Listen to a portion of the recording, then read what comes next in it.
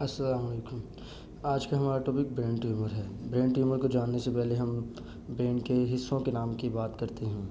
Brain tumour की बात करें हमारे पास पेरेंटल लोब हैं, फ्रंटल लोब, टेम्पोरल लोब और ओसिपिटल लोब हैं। फ्रंटल लोब की बात करें तो फ्रंटल लोब मूवमेंट और सेंस ऑफ स्मेल को कंट्रोल करता है। पैराइटल लोब की बात करें तो ये sense of pain and touch feel करवाता है। टेम्पोरल लोब की बात करें तो ये मेमोरी और स्पीच को बनवाती है। और ओसिपिटल लोब की बात करें तो ये विजन को कंट्रोल करता है। पोन्स की बात करें तो ये आई और फेस की मूवमेंट को कंट्रोल करता है। मेडुला की बात करें तो ये हार्ट और लंग के रेट को कंट्रोल कर रहा होता है। अब हम बात करते हैं ब्रेन ट्यूमर के बारे में। ब्रेन ट्यूमर हमारे पास एबनॉर्मल मैस होता है सेल्स का। ये 2 टाइप्स होती हैं इसकी, कैंसरस और नॉन कैंसरस। कैंसरस की बात करें तो इसे बेनाइन ट्यूमर कहा जाता है, मैलिग्नेंट ट्यूमर कहा जाता है, और नॉन कैंसरस को बेनाइन ट्यूमर कहा जाता है। इसके कुछ रिस्क फैक्टर्स हैं। रिस्क फैक्टर्स की बात करते हैं जैसे उम्र है, जेंडर है, और ionizing radiation, electromagnetic field, family history और कुछ वायरसेस और एलर्जेंस भी इसको कोज करवा सकते हैं। ये इसके रिस्क फैक्टर्स में आता है। अब हम बात करते हैं इसके सिम्टम्स की। हेडेक आ जाता है, इसमें सीजर्स आते हैं, थिंकिंग और स्पीकिंग में प्रॉब्लम आती है, लॉस ऑफ हेयरिंग आती है, विजन चेंजेस आते हैं और लॉस ऑफ बैलेंस आता है और पैरालिसिस आ जाता है इसके अंदर। ये सारे सिम्टम्स जो हैं ब्रेन ट्यूमर्स के हमारे पास आते हैं।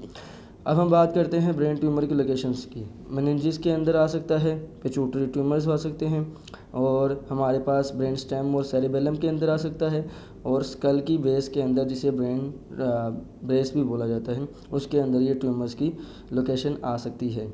अब हम बात करते हैं हमारे पास इनके कुछ ग्रेड्स हैं। बायोप्सी के ज़रिए से हम लोग ये डिफ़ाइन करते हैं।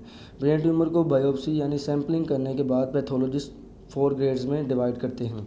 Grade 1 and grade 2, grade 4। Grade 1 least aggressive होता है, ग्रेड 4 मोस्ट एग्रेसिव होता है।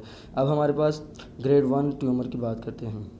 ग्रेड 1 ब्रेन ट्यूमर में बेनाइन होते हैं, ये स्लो होती है इनकी ग्रोथ, और ये ऑलमोस्ट माइक्रोस्कोप के ज़रिए से देखे जा सकते हैं, मगर ये नॉर्मल दिखाई देते हैं और जवानों के अंदर ये बहुत कम दिखाई देते हैं।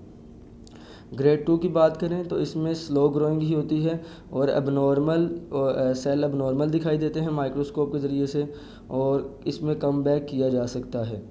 अब ग्रेड 3 की बात करते हैं। ग्रेड 3 में कैंसरस आ जाते हैं, मैलिग्नेंट ट्यूमर्स आ जाते हैं, और इसमें एबनॉर्मल सेल दिखाई देते हैं और इसमें कम बैक करना बहुत ही डिफ़िकल्ट होता है।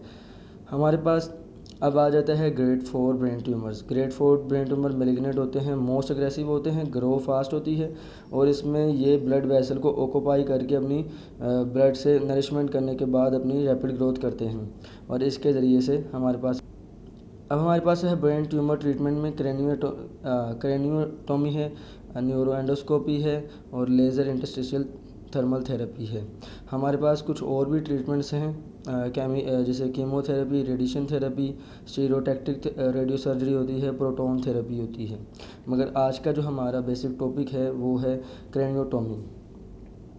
अब हमारे अपने यूके अकेडमिया चैनल को अगर अभी तक आपने सब्सक्राइब नहीं किया तो मेहरबानी फरमा के इसको सब्सक्राइब करें। क्रेनियोटोमी, इस प्रोसीजर के अंदर हम एमआरआई और सीटी स्कैन के ज़रिए से ब्रेन ट्यूमर की लोकेशन को फाइंड करते हैं और उसके साइज़ को फाइंड करते हैं, जिसमें बहुत सारी इमेजेस लेने के बाद, हज़ारों इमेजेस लेने के बाद हम ब्रेन के ट्यूमर की लोकेशन फाइंड कर लेते हैं।